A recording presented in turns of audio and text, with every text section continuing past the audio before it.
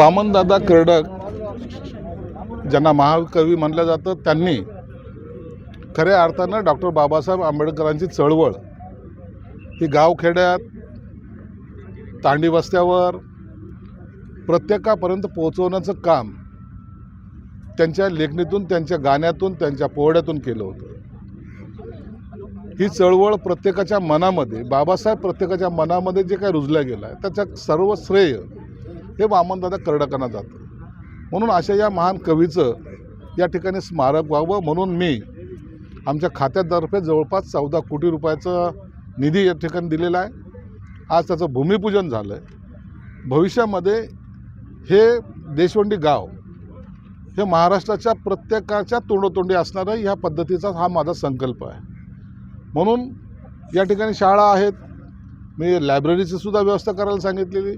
आणखीनही निधी कमी पडला तर 14 कोटीच नाही तर आणखीन 10-5 कोटी रुपये देण्याची आमची तयारी आहे।